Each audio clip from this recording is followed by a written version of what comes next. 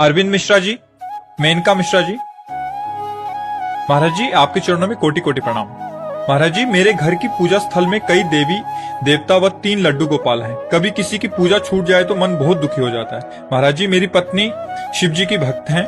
अब उनका और मेरा दोनों का रुझान नारायण जी की भक्ति की तरफ बढ़ रहा है। महाराज जी, हमारा कृपया मार्गदर्शन करें। देखो, हमारा भगवान विश्व रूप है।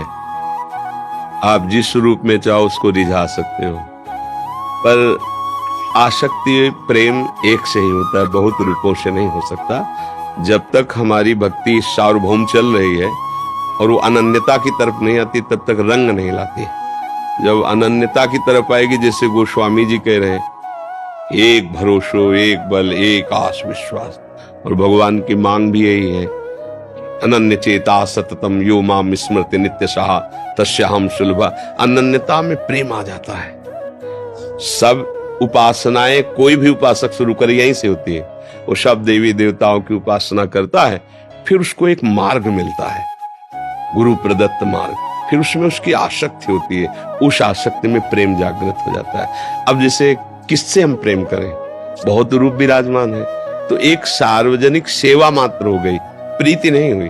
प्रीति में तो जैसे रंग आएगा, तो मेरे तो गिरधर गोपाल दूसरा न कोई, फिर रंग आ जाएगा।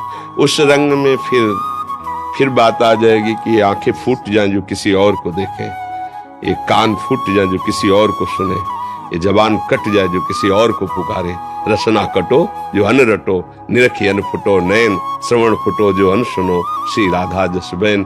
कहीं एक जगह प्रेम कर लिया जाए। प्रभु के सब रूप हैं, पूरा चराचर जगत भगवान का ही रूप है। भगवान ने विराट रूप में दिखाया। अब हमको एक जगह प्रेम, हमारा प्रेम फैल चुका है।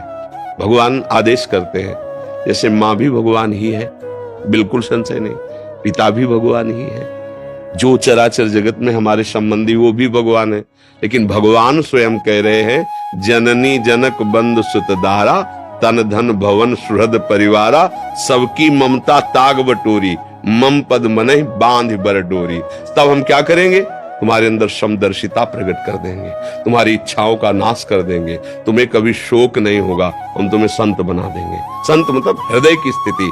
समदर्शी इच्छा कछु नाही, हरस शोक भय नहीं मन माही, तो असज्जन मम उर्वस कैसे, लोभी हृदय बसौ धन जैसे। भगवान आदेश कर रहे कि सब जगह से ममता हटाकर मेरे चरणों में कर लो।